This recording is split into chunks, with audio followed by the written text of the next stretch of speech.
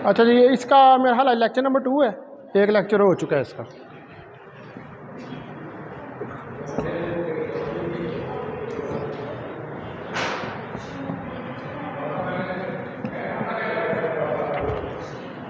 अच्छा, last time जो है वो मैंने लेक्चर के अंदर जो है वो डिस्कस की थी, क्लासिकल इंफॉर्मेशन को मैंने डिस्कस किया था। तो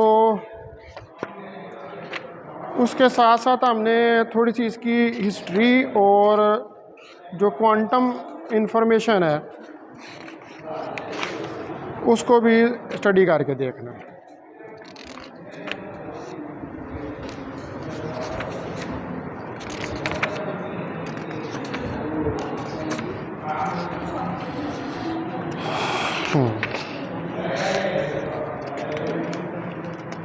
तो पहले जो है इसके कुछ फंडामेंटल कंसेप्ट्स जो हैं, ठीक है, वो ज़रा हम देखेंगे।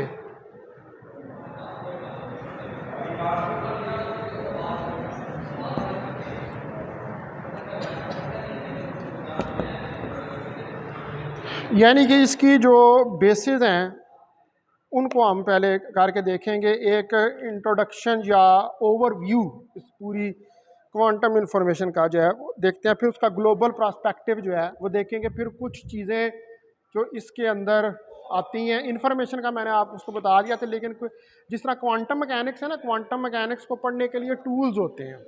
अगर आपको उन टूल्स की अंडरस्टैंडिंग ना हो तो फिर आप वो क्वांटम मैकेनिक्स नहीं, मैं आपको पता होना चाहिए कि जो ऑपरेटर क्या होता है, कम्यूटेटर क्या होता है, ठीक है, श्रोडिंगर वेव इक्वेशन क्या होती है, ये सारी चीज़ें। तो इसी तरह कुछ टूल्स हैं इसके भी जो हमें स्टडी करने पड़ेंगे, ठीक है। तो जो फंडामेंटल कॉन्सेप्ट्स हैं इसके क्वांटम कंप्यूटेशन के और क्वांटम इंफॉर्मेशन के, इसको यहाँ पर हम डेवलप करेंगे। और इनको डेवलप करने के बाद फिर हम उसके ज़रिए जो है वो रिज़ल्ट्स जो हैं उनको ड्राइव करेंगे। इसके अंदर कुछ मैथमेटिकल ऑपरेशंस होते हैं, वो भी हमें सीखने पड़ेंगे। जैसे मैट्रिसेस की मल्टीप्लिकेशन तो आपने पहले सीखी हुई है, एक आम मल्टीप्लिकेशन होती है जो मैट्रिसेस की करते हैं। एक होती है कि मैट्रिसेस जो होते हैं आप उनको ऐड करते हैं, सब्ट्रैक्ट करते हैं, इस पर एक रो ऑपरेशन होता है। ये सारी चीज़ें का आपके पहले बेस है। लेकिन इसमें एक जो नई चीज़ आपके लिए आएगी वो आएगी टेंसर प्रोडक्ट। यानी कि आपने मैट्रिसेस जो हैं उनको किस तरह उनका टेंसर प्रोडक्ट लेना है। और फिर हमने डेंसिटी मैट्रिक्स बनाना होता है। डेंसिटी मैट्रिक्स शायद मैंने आपको स्टैटिस्टिकल मैकेनिक्स में पढ़ाया था, या पता नहीं क्लासें ख़त्म हो गई क्या, मुझे याद नहीं कि पढ़ाया था यहाँ। उसमें बहरहाल है सही है डेंसिटी मैट्रिक्स, तो बोज आइंस्टाइन कंडेंसेशन के साथ। बहरहाल वो इधर मैं खैर फिर वो उसको पढ़ा दूंगा वो सारी चीज़ें जो हैं। तो अब जो बेसिकली ये है कि हमने जो बेसिक अंडरस्टैंडिंग है इसकी वो डेवलप करनी है। तो सबसे हम पहले देखते हैं कि इसका हिस्टोरिकल कॉन्टेक्स्ट क्या है, यानी कि इसकी हिस्टोरिकल फंडामेंटल कंसेप्ट। यानी कि ज़ाहिर बात है आपने कंसेप्ट को डेवलप करना है, तो कंसेप्ट को डेवलप करने के लिए फिर उसकी हिस्टोरिकल बैकग्राउंड जो है उसका पता भी होना चाहिए।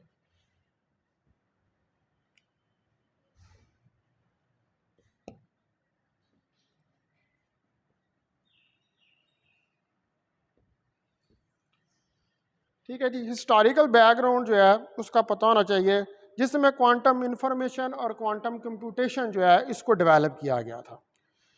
तो इसमें जो सबसे पहले चीज़ है जो डेवलपमेंट हुई थी जब क्वांटम इंफॉर्मेशन को बनाया गया, तो इसके अंदर जो है वो क्वांटम कंप्यूटर्स आते हैं, क्वांटम गेट्स आते हैं, क्वांटम सर्किट्स आते हैं, क्वांटम एल्गोरिथम्स आते हैं, एक्सपेरिमेंटल क्वांटम इंफॉर्मेशन आती है, क्वांटम इंफॉर्मेशन आती है, और कम्युनिकेशन आती है। ठीक है, ये बहुत सारे लफ्ज़ मैंने बोले हैं, मैं इनको लिख भी देता हूँ। यानी कि इसके ऊपर जो है ये सारी स्टडी आपकी क्या करेगी, बेस करेगी। ठीक है, नंबर 1 के ऊपर इसमें हमारे पास पहले नंबर पे जो चीज़ आती है वो आते हैं क्वांटम बिट्स।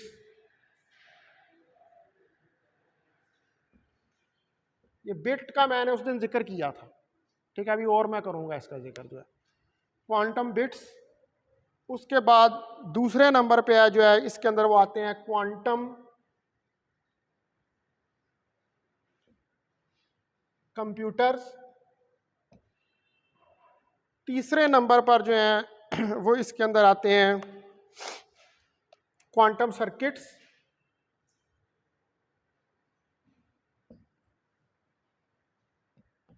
ठीक है जी।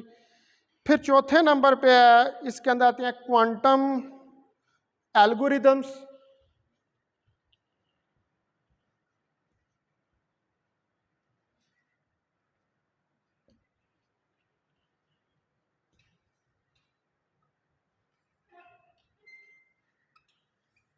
Quantum algorithms. पांचवें नंबर पे जो हैं वो आते हैं क्वांटम गेट्स।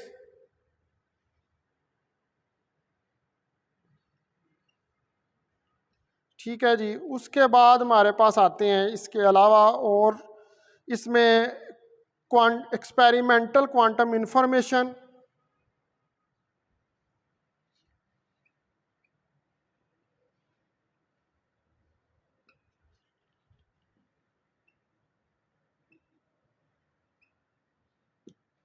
इंफॉर्मेशन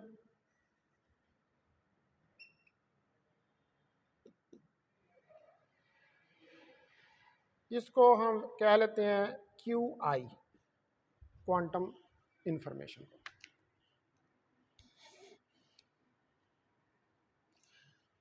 फिर हमारे पास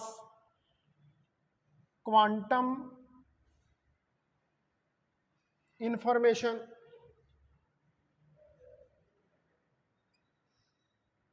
और आठवें नंबर पे जो लास्ट वन है वो कम्युनिकेशन।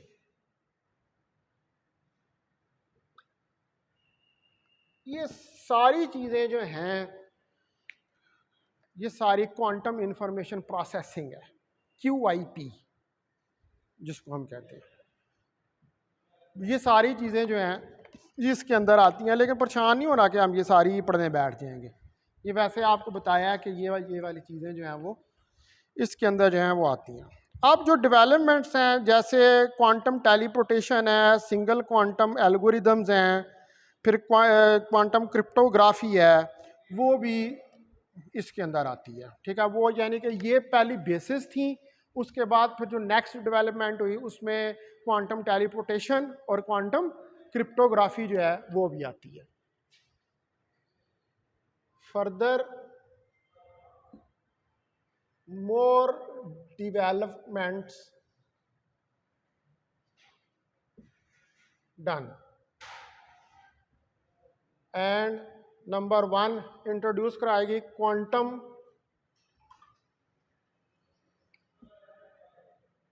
टेलीपोर्टेशन। क्वांटम टेलीपोर्टेशन और क्वांटम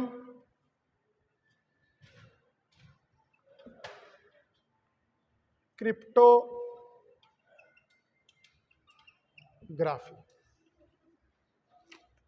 ठीक है, ये भी हम ये दोनों चीज़ें जो हैं वो हम पढ़ेंगे इसके अंदर। ठीक है, ये लेटर चैप्टर्स के अंदर जो हैं ये चीज़ें आएंगी।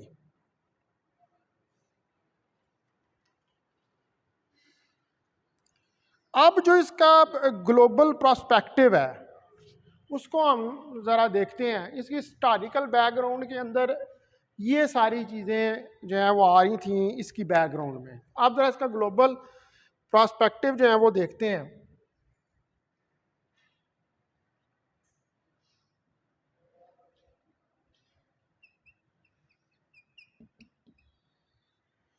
कि ग्लोबली जो है वो इसका क्या मतलब है। तो क्वांटम कम्युनिकेशन और क्वांटम इंफॉर्मेशन जो है ये स्टडी है of the information processing task, जिसको हम कैसे अकम्प्लिश करते हैं by using the quantum mechanical systems.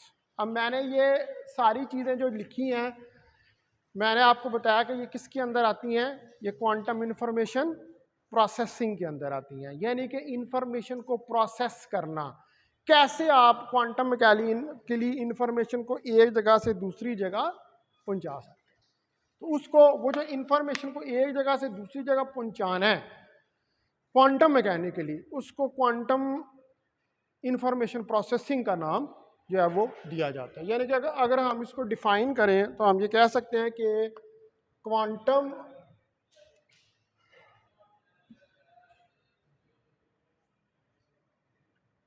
Communication, जो हमारे पास क्वांटम कम्युनिकेशन है, ठीक है, और and quantum information,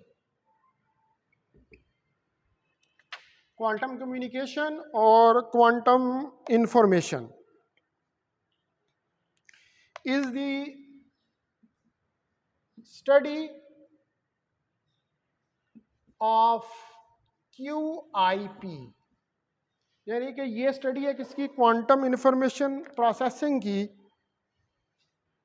can be established, और इनको आप इस्टेब्लिश कर सकते हैं यूजिंग क्वांटम मैकेनिकल सिस्टम्स। ठीक है, क्वांटम मैकेनिकल सिस्टम्स को यूज करते हुए आप इनको इस्टेब्लिश कर सकते हैं, अकम्प्लिश कर सकते हैं। ठीक है,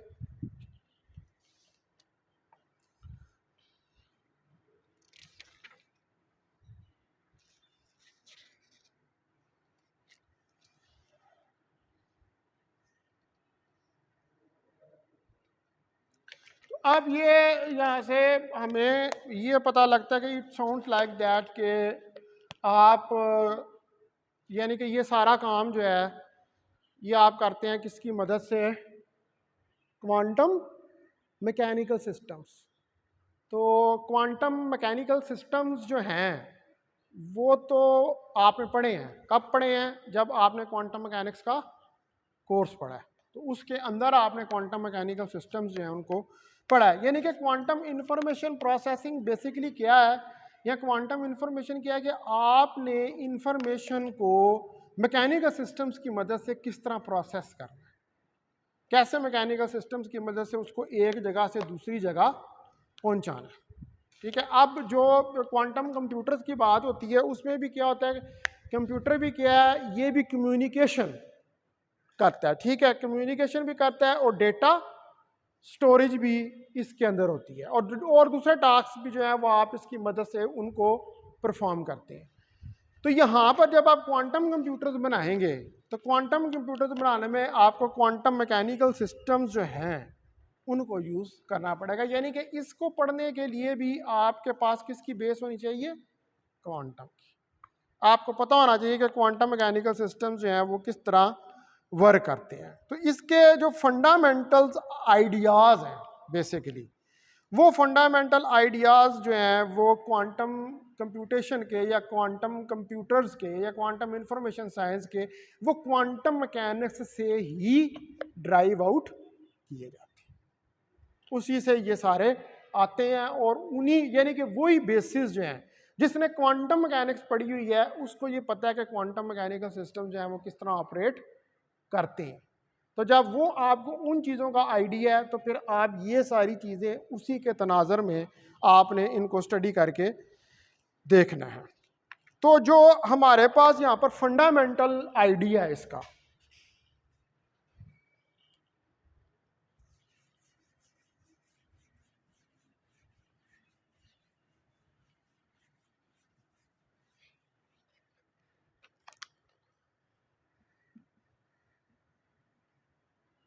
द फंडामेंटल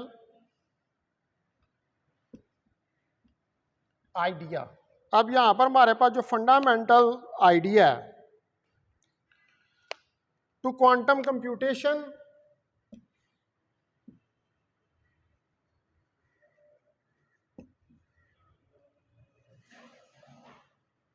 जिसके अंदर आप क्वांटम कंप्यूटेशन जो है उसको यूज़ करेंगे, एंड क्वांटम इंफॉर्मेशन।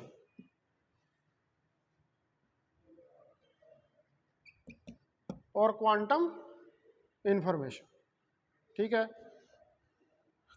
तो ये जो है इसमें क्वांटम मैकेनिक्स, कंप्यूटर साइंस और इंफॉर्मेशन थ्योरी, ये चीजें आएंगी इसके अंदर। क्या आएगा? क्वांटम मैकेनिक्स पहली चीज जो आपको पता होनी चाहिए, ठीक है। फिर कंप्यूटर साइंस, कंप्यूटर साइंस का भी पता होना चाहिए आपको, कंप्यूटर की बेसिस का पता होना चाहिए आपको, कंप्यूटर को यूज करना आना चाहिए इसको सीखने के लिए। और इंफॉर्मेशन थ्योरी, ठीक है, इंफॉर्मेशन थ्योरी कि जी इंफॉर्मेशन को कैसे एक जगह से दूसरी जगह पहुंचाया जाता है। एंड क्रिप्टोग्राफी, और जो क्रिप्टोग्राफी है,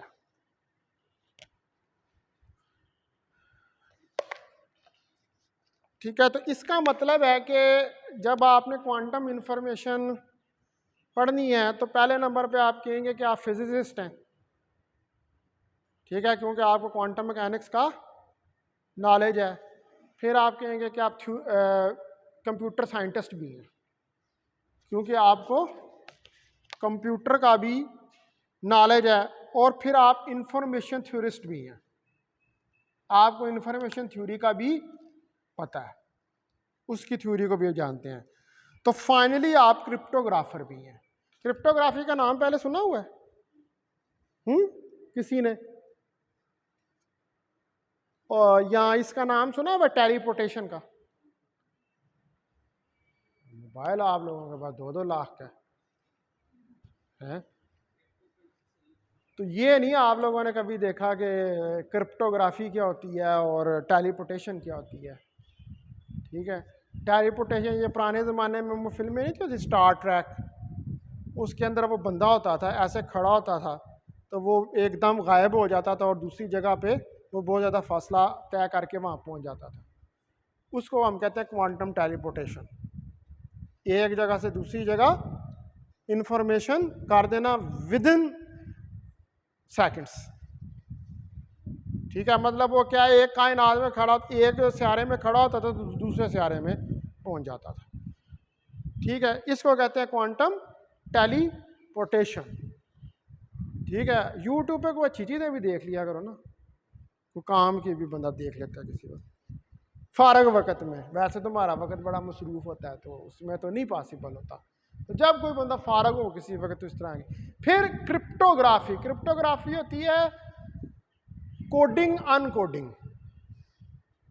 व्हाट्सएप के ऊपर आपका मैसेज होता है ना, व्हाट्सएप के ऊपर आपका जो मैसेज होता है ये इसकी क्रिप्टोग्राफी की गई होती है। ये रास्ते में कोई बंदा अगर इसको हैक कर ले ना इस मैसेज को, तो वो इसको पढ़ नहीं सकता, ठीक है। ये किसी और लैंग्वेज के अंदर ये इंफॉर्मेशन जा रही होती है जो फिर जाके अंग्रेजी में आपके मोबाइल पर अपीयर होती है। लेकिन अगर कोई बंदा इसको रास्ते में हैक करता है तो ये कोड हुआ होता है, उसको इसका कोड ओपन करना पड़ेगा तो वो फिर इसको पढ़ पाएगा। तो कोडिंग की जो इन कोडिंग की जाती है उसको हम क्या कहते हैं? क्रिप्टोग्राफी। तो क्रिप्टोग्राफी जो होती है ये भी दो तरह की होती है, इसमें क्लासिकल क्रिप्टोग्राफी भी होती है और क्वांटम क्रिप्टोग्राफी भी होती है।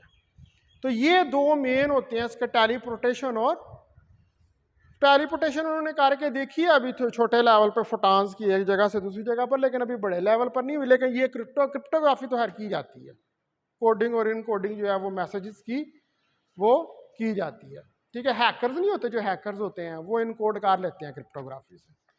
तो ये वाली चीज़ें जो हैं ये हमें पता होनी ज़रूरी है क्वांटम कंप्यूटेशन और क्वांटम इंफॉर्मेशन के लिए, ये सारे जो फिनोमेना है। अब हम देखते हैं जो हिस्ट्री है क्वांटम कंप्यूटेशन और क्वांटम इंफॉर्मेशन की।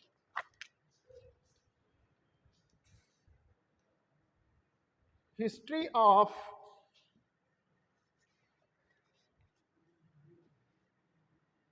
Quantum computation and quantum information.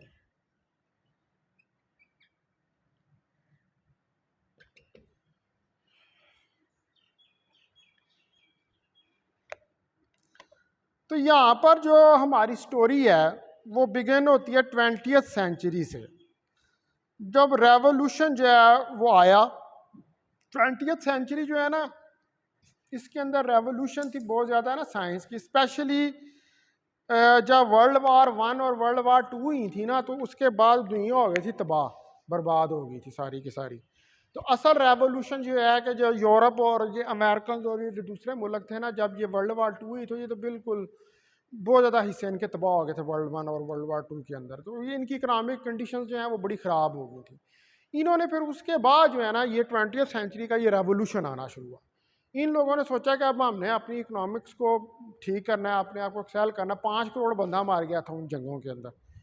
तो फिर उस वक्त जो है ये जो क्वांटम साइंस है या क्वांटम इंफॉर्मेशन है, उसी ज़माने के अंदर आइंस्टाइन जो है, डी ब्रॉगली और हाइजनबर्ग, मैक्स बॉर्न, बोहर, ये सारे उस ईरा के साइंटिस्ट हैं। वर्ल्ड वार 1 और वर्ल्ड वार 2 के दरमियान का जो था पोर्शन, उसके अंदर तो इन लोगों ने जो है फिर ये क्वांटम थ्योरी और ये वाली चीज़ें जो हैं उनको डेवलप करना जो है वो शुरू किया। अब ये रेवोल्यूशन जो आया साइंस के अंदर, इसके अंदर बहुत सारे क्राइसिस थे। कभी ये बैठी, कभी उठा, कभी वो काम हुआ, कभी काम नहीं हुआ। ज़ाहिर बात है, जब आप जंग की हालत में हो तो फिर क्रिएटिव काम तो नहीं हो सकता है, और वो भी इतनी ज़्यादा शदीद किस्म की जंग जो है वो हो रही हो। अच्छा, उसी दौरान जो है फिर जो था अमेरिकन जो थे उन्होंने इसके ऊपर काम करना शुरू किया। जब वर्ल्ड वार 2 के अंदर अमेरिकन ने वो गिराए थे हिरोशिमा और नागासाकी के ऊपर एटम बम जो गिराए थे, तो वो उस वक़्त अभी महीना 2 पहले वो प्रोजेक्ट चल रहा था और वो कामयाब हुआ था उस वक़्त कि उन्होंने एटॉमिक न्यूक्लियस जो है उससे एनर्जी को एक्सट्रैक्ट करना शुरू कर दिया। ठीक है, तो उस वक़्त का वो प्रेसिडेंट, अब मेरे ज़हन में नाम नहीं है, तो वो जापान जो था ना उस वक़्त, वो बड़े खौफनाक हमले कर रहा था।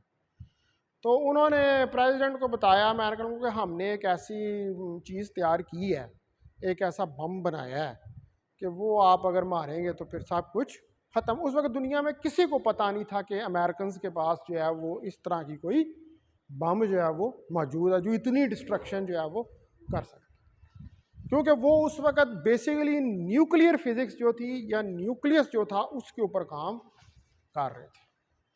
ठीक है, फिर उन्होंने वो बनाया और फिर उन्होंने वो जापान के ऊपर उसको फेंका, और वो अभी तक वो तो बाहर जाली गए थे ना वो शहर, उधर तो बचे ही कुछ नहीं था।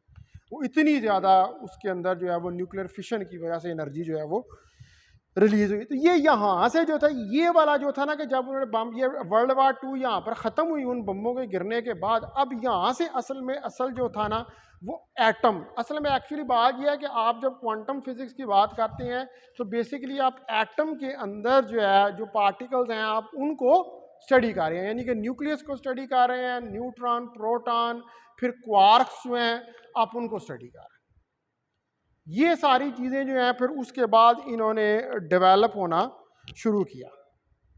तो यहाँ पर जो है वो इलेक्ट्रॉन्स, प्रोटॉन, न्यूट्रॉन्स, इनके करवा के देखे उन्होंने, कंक्लूजन्स करवा के देखे किस किस तरीके से आप एनर्जी जो है प्रोड्यूस करते हैं। ये एक सीरीज़ जो है पूरी वो उस दौर के अंदर जो है वो चलती रही है। बहुत सारे यानी कि फिशन को उन्होंने किया, फिर फ्यूजन के ऊपर काम हुआ, प्लाज्मा इंट्रोड्यूस हुई। ठीक है, फिर क्वांटम की आई, श्रोडिंजर आया, उसने श्रोडिंजर वेव इक्वेशन जो है वो इंट्रोड्यूस करवा दी। मतलब ये पूरी हिस्ट्री थी जो उस वक़्त जो एक रेवोल्यूशन जो था ना वो साइंस का वो आना शुरू हो गया। ठीक हो गई बात। अच्छा, उसके बाद अब जो था ये सारी चीज़ें तो हो गई। अब व्हाट इज़ क्वांटम मैकेनिक्स। अब क्वेश्चन ये अराइज हो रहा था कि उस वक़्त जो थे ना साइंसदान थे, आइंस्टाइन था, मैक्स बॉर्न था, बोहर था, इनकी ना आपस में लगती ही नहीं थी, क्योंकि आइंस्टाइन जो है वो क्वांटम थ्योरी को नहीं था मानता है, ठीक है, क्योंकि क्वांटम मैकेनिक्स, उस वक्त क्वांटम मैकेनिक्स जो है वो डेवलप हो रही थी। तो जो क्वांटम मैकेनिक्स का मैकेनिकल फ्रेमवर्क था, मैकेनिकल फ्रेमवर्क का मतलब ये होता है कि उसका जो एनालिटिकल फ्रेमवर्क जो था उसको उस वक्त डेवलप किया जा रहा था कि हम किस तरह क्वांटम मैकेनिकल टूल्स जो हैं उनको यूज़ कर सकते हैं, किस तरह उसकी फ़िज़िकल कंस्ट्रक्शन बना सकते हैं और फिज़िकल थ्योरीज़। तो ये जो फिजिकल थ्योरी वहाँ पर बनाई गई, इसको फिर उन्होंने नाम दिया क्वांटम इलेक्ट्रोडायनेमिक्स का, ठीक है, यानी कि जिसके अंदर जो है वो इलेक्ट्रोडायनेमिक्स भी जो है वो आ जाती है।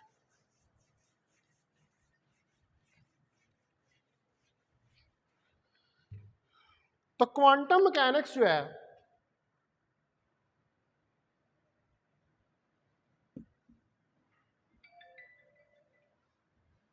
क्वांटम मैकेनिक्स जो है ये basically is a mathematical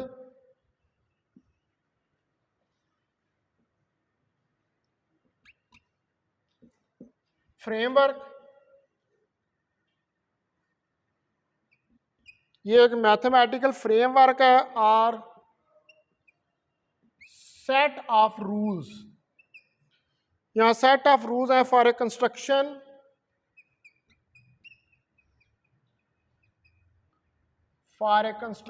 of physical theories।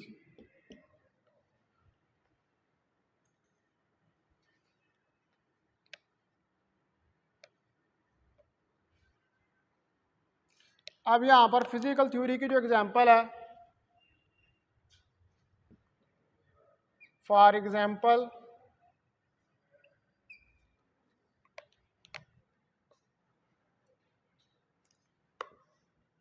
There is A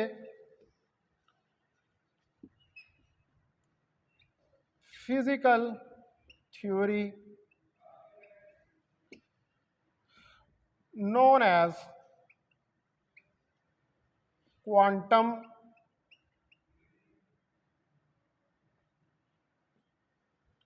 electrodynamics।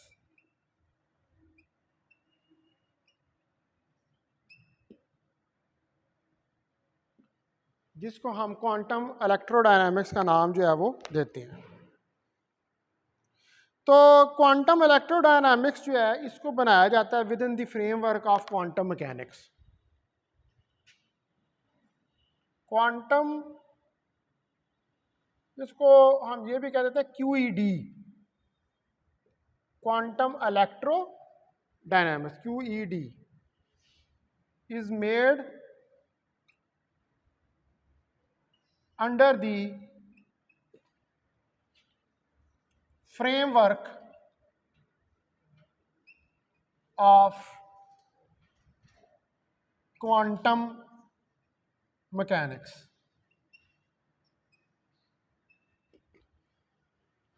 ठीक है, जो क्वांटम मैकेनिक्स का फ्रेमवर्क है उससे इसको बनाया जाता है, लेकिन इसके कुछ स्पेसिफिक रूल्स होते हैं जो कि क्वांटम मैकेनिक्स से आप डिटरमिन नहीं कर सकते, ठीक है, but it contains specific rules which cannot be determined by quantum mechanics, QM।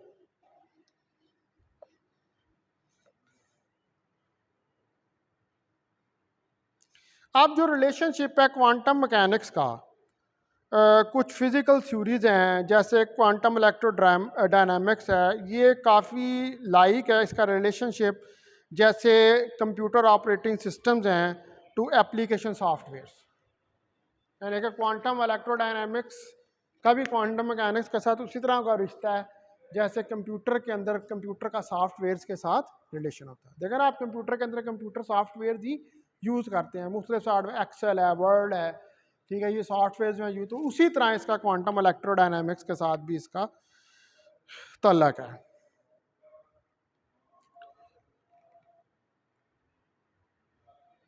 अच्छा, अब जो रूल्स हैं क्वांटम सिंपल के, क्वांटम मैकेनिक्स के are simple but even experts find them counter intuitive.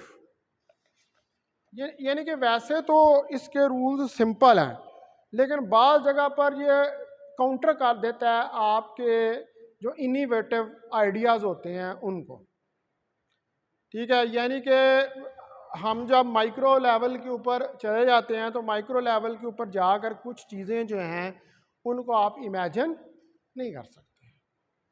यानी कि आप बंदा ये कि जी कि मैं इलेक्ट्रॉन को देख लूँ या मैं प्रोटॉन या न्यूट्रॉन को देख लूँ तो वो नज़र तो नहीं आता, उसकी तो क्या होती है, प्रोबेबिलिटी होती है उधर वहाँ पर पाई जाने की, और वो आप उसको ट्रेस करते हैं किसकी मदद से, उसकी वेव नेचर की मदद से। इसीलिए इसको क्वांटम, क्योंकि क्वांटम मैकेनिक्स बेसिकली क्या है, वेव मैकेनिक्स, वो वेव मैकेनिक्स को डिस्क्राइब करती है। अच्छा जी, तो अब जो क्वांटम कंप्यूटेशन और क्वांटम इंफॉर्मेशन है, ये एक लॉन्ग लास्टिंग डिज़ायर है फिजिसिस्ट की कि हम बेटर अंडरस्टैंड कर सकें क्वांटम मैकेनिक्स को। यानी कि क्वांटम मैकेनिक्स की बेटर अंडरस्टैंडिंग के लिए क्वांटम इंफॉर्मेशन और क्वांटम कंप्यूटर जो है, इसको क्वांटम कंप्यूटर को इंट्रोड्यूस करवाया गया। किसकी बेटर अंडरस्टैंडिंग के लिए, क्वांटम मैकेनिक्स की। ठीक है, तो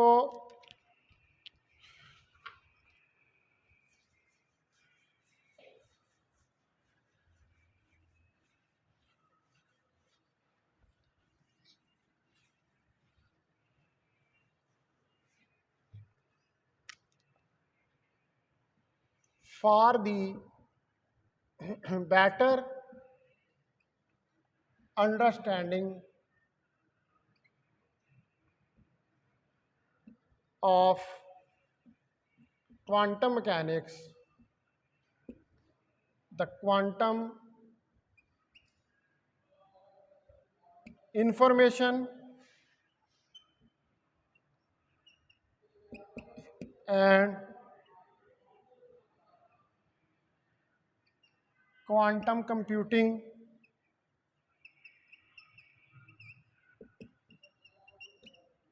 are introduced.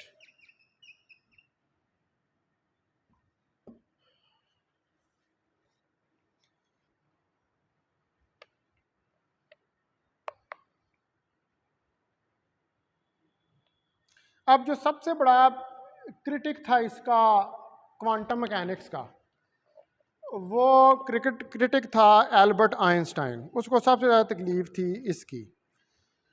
वो कहता था कि ये जो थ्योरी है ना, ये ठीक नहीं है। वो कहता है, उसका ये ख्याल था कि गॉड डजंट प्ले डाइसेस।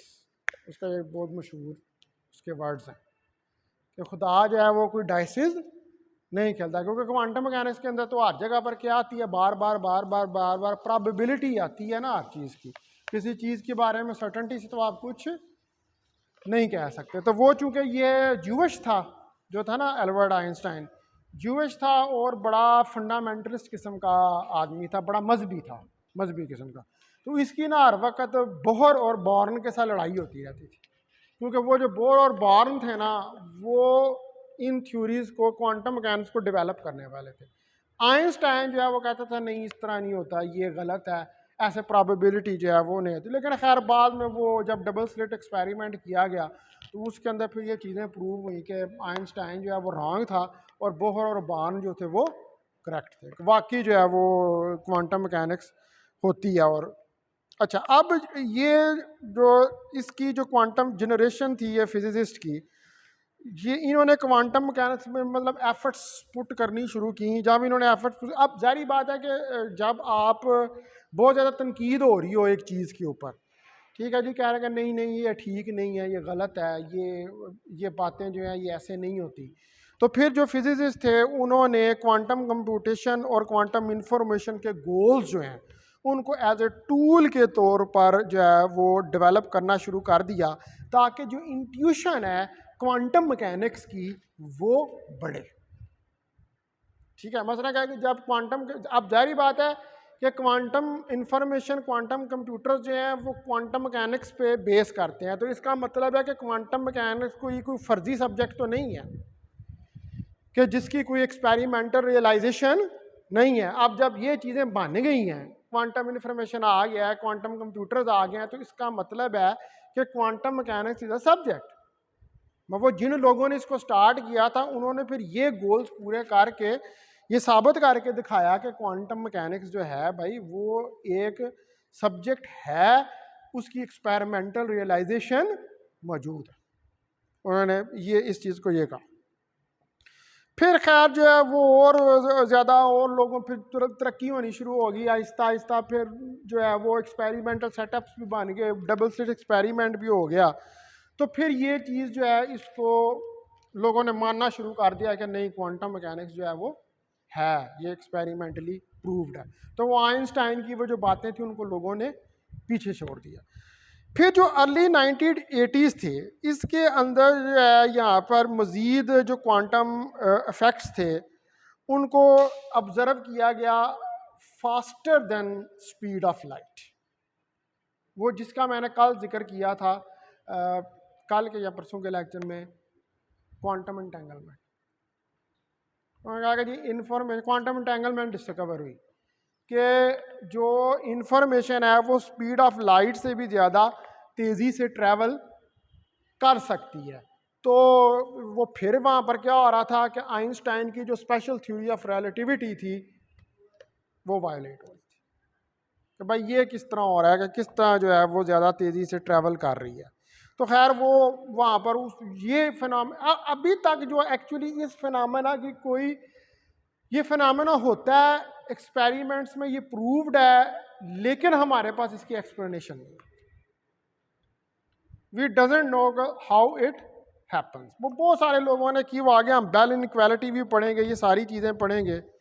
तो लेकिन वो जो कोई भी अथेंटिक थ्योरी जो है वो इसके बारे में डेवलप जो है वो नहीं हो सकी। तो यानी कि इसका मतलब है कि लाइट जो है वो ज़्यादा तेज़ी से, लाइट से भी ज़्यादा तेज़ कोई चीज़ ट्रैवल कर सकती है, यानी कि क्वांटम इंफॉर्मेशन जो है वो लाइट से भी ज़्यादा तेज़ी से ट्रैवल करती है। ये था यहाँ पर। उसके बाद जो है वो जो क्लासिकल इंफॉर्मेशन है, फिर क्लोनिंग का कंसेप्ट भी यहाँ पर जो है वो आया गया। क्लोनिंग क्या होती है कि वो मतलब एक दानिश है तो उसी तरह का दूसरा दानिश बना दो, ठीक है। तो वो क्लोनिंग का कंसेप्ट जो है वो भी इसमें आया। उन्होंने यूज़ किया कि एक क्लोनिंग थ्योरम जो है वो इंट्रोड्यूस करवाया गया 1980s के अंदर। तो ये जो क्लोनिंग थ्योरम है इसको 1980 में डिस्कवर किया गया, और ये अर्ली रिजल्ट्स थे किसके, क्वांटम कंप्यूटेशन और क्वांटम इंफॉर्मेशन के। और ये जो नो क्लोनिंग थ्योरम है इसको भी डेवलप किया गया, और बहुत सारे कंसेप्चुअल टूल्स जो हैं वो इनको यूज़ किया गया इसको स्टडी करने के लिए। ठीक है, मतलब ये फिर क्लोनिंग, नो क्लोनिंग, ये इस तरह की चीज़ें जो हैं वो क्वांटम इंफॉर्मेशन और क्वांटम इंफॉर्मेशन साइंस के अंदर जो है वो आनी शुरू होगी।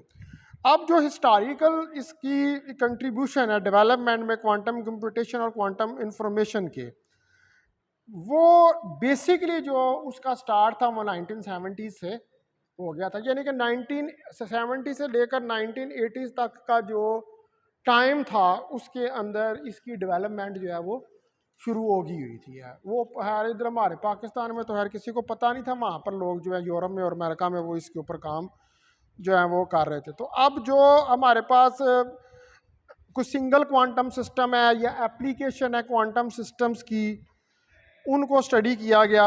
Number of quantum mechanical systems को भी स्टडी किया गया, फिर उनकी मदद से इसको एक्सप्लेन किया गया कि क्वांटम नेचर इन चीज़ों की वो क्या सारी है। पूरा एक क्वांटम मैकेनिक्स जो है वो डेवलप हुई, और उस क्वांटम मैकेनिक्स के प्रूफ के लिए क्वांटम कंप्यूटिंग जो है उसको भी साथ साथ डेवलप किया गया।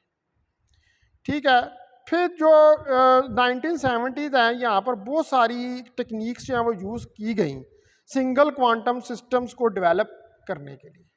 हाँ, मतलब एक एक क्वांटम सिस्टम जो है उसको डेवलप करें। मिसाल के तौर पर यहाँ पर जो है वो trapping of single atom in atom trap, यानी कि एक सिंगल एटम को किसी जगह पर ट्रैप किया जाए, ठीक है, और उस सिंगल एटम को इस तरह ट्रैप किया जाए कि उसकी वेलोसिटी को बहुत ज़्यादा स्लो डाउन कर दिया जाए। इसको कहते हैं बोज-आइंस्टाइन कंडेंसेशन।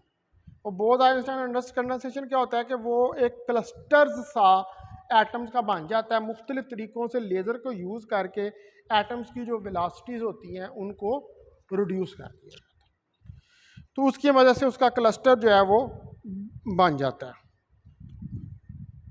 फिर स्कैनिंग टनलिंग माइक्रोस्कोप जो है उसको यूज़ किया गया इन एटम्स के अराउंड। तो इस तरह ये बहुत सारी इस तरह की एफर्ट्स जो हैं वो इसके अंदर दी गई। तो इस तरह ये आप कह लें कि जो क्वांटम मैकेनिक्स है वो डेवलप हुई। और यहाँ पर मेन चीज़ इस सारी हिस्ट्री के बताने में ये है कि क्वांटम मैकेनिक्स को बेसिकली डेवलप करने में क्वांटम कंप्यूटेशन, यानी कि क्वांटम मैकेनिक्स का जो प्रूफ है वो क्वांटम कंप्यूटेशन और क्वांटम इंफॉर्मेशन, उसके प्रूफ, क्योंकि क्वांटम मैकेनिक्स की ऑथेंटिसिटी पे सवालात थे कि जी ये क्यों क्वांटम मैकेनिक्स जो है ये तो गलत है, ये तो सही नहीं है, तो वो चीज़ें जो हैं वो की गई।